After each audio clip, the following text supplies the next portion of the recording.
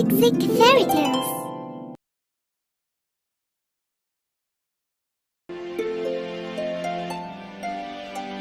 A glass box.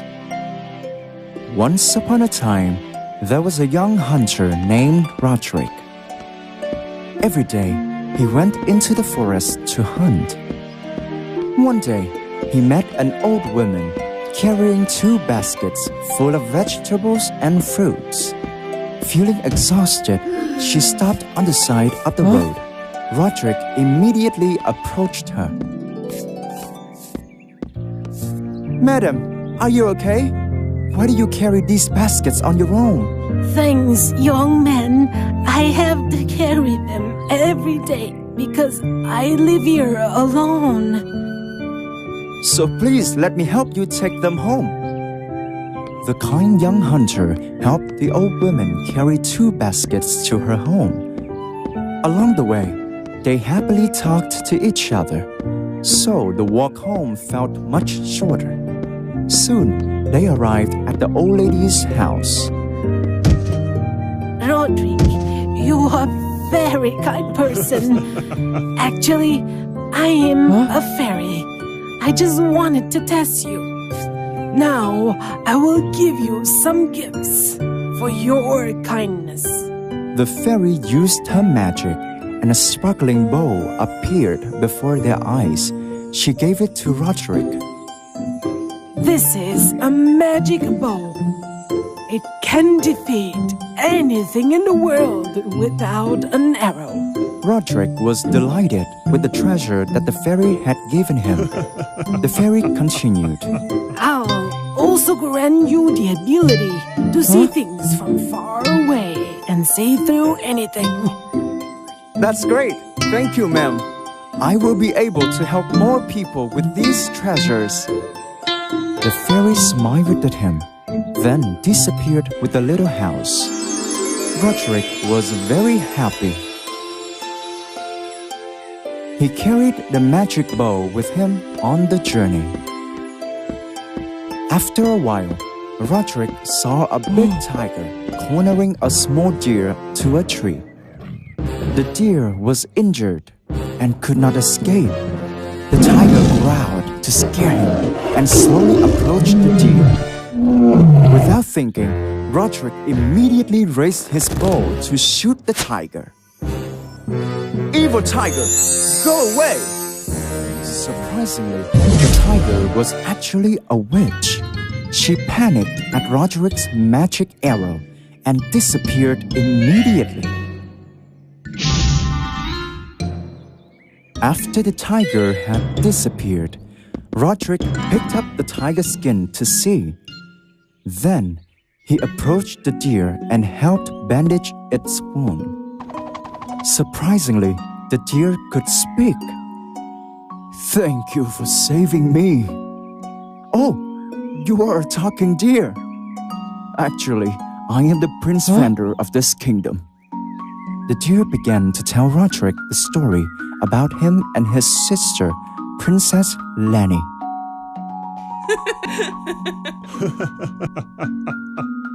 They used to live happily in a magnificent castle, and together they ruled the peaceful kingdom Schlaudraff. Prince Vander and Princess Lenny were very kind and always helped the poor. They even welcomed poor people into the palace and treated them very well. Unexpectedly, an evil witch, Agnes, took advantage of that to get into the palace. She had desired the castle and their wealth, so she had an evil plan to take over the kingdom and make Vander and Lenny her slaves. Vander and Lenny did not suspect a thing. They invited the witch to join them for dinner. When they weren't paying attention, the witch secretly used magic on the wine glasses and made them faint. The evil witch Agnes felt very satisfied. She turned Vander into a deer and trapped Princess Lenny in a glass box.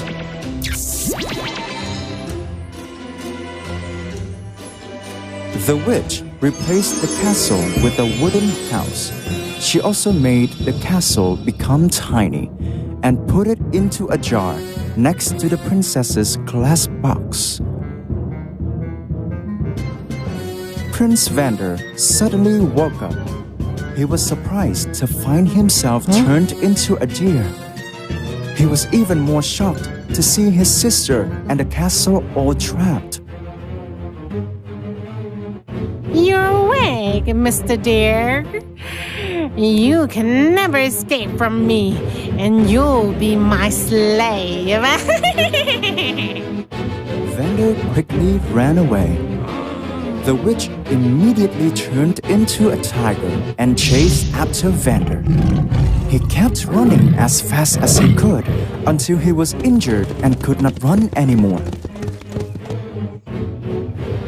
When he was about to be caught by the witch, Roderick suddenly appeared and saved him. You are a brave and kind man. Please help me save my sister and free the castle. I promise I'll repay you. Roderick was deeply moved when he heard the prince's story. He immediately accepted. The deer carried Roderick and ran into the forest, heading towards the wooden house of the witch Agnes. When they arrived, Vander was shocked to see that the wooden house had disappeared, and there was nothing there at all. The deer desperately cried. My God, where can I find my sister now? Roderick suddenly remembered that he could see things from afar. He comforted Vander. Please don't be sad. I'll help you. Roderick started looking in all directions to find the witch and Princess Lenny. His magical eyes shined brightly, and he saw where the witch hid. She was on a steep and high glass mountain. At the top of the mountain was the witch's wooden house. The witch was hurt. She looked very angry. That hunter was so powerful. If I couldn't escape in time, I'd be dead now. I guess they must have been trying to find me, but they wouldn't know that I moved the house to this glass mountain already. Lucky him that I was injured and lost my power, or else I would have turned him into a pig, and he'll be my slave forever. The witch Agnes felt very confident, but she was unaware that Roderick was able to see everything. Prince, I know just where the witch is hiding. Please carry me there. I will show you the way. Vander was delighted. He carried Roderick and followed his instructions. After a while, they reached the glass mountain. I cannot carry you up there. Now only you can save my sister. Roderick comforted the deer and began to climb to the mountain top. The way to the top was very rough. Roderick was hurt by the sharp clips, and his clothes were also torn off. However, those obstacles did not stop Roderick. He was determined to save Princess Lenny from the evil witch Agnes. Finally, Roderick reached the top of the mountain. He excitedly looked at the view around, and he found the wooden house of the witch right in front of him. Roderick approached and knocked on the door. Who's there? The witch was terrified when she recognized the hunter. However, Roderick pretended not to recognize her. Hello, I'm a poor hunter and I'm lost here in this mountain. Please allow me to stay here.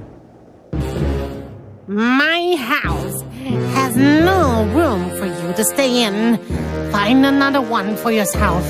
This is not a place for such homeless hunters like you to stay. But around here, there are no other houses but yours. Please let me stay for the night. I can just stay in a glass box. Hearing him mention the glass box, the witch was scared. So she tried to chase him away. There is no glass chest here. Quickly get out of my sight. You wicked and cunning witch! I came here to make you pay for what you've done. Roderick took out his magic bow.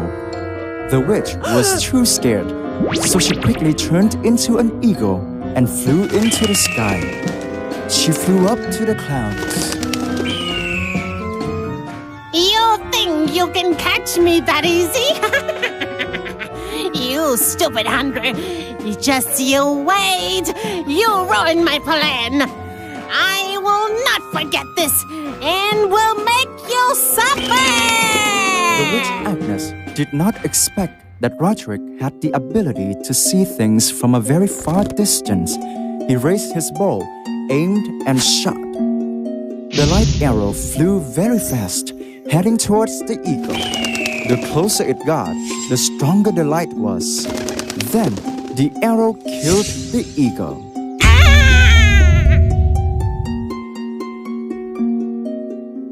Roderick walked into the house and found a beautiful Princess Lenny sleeping soundly inside a glass box.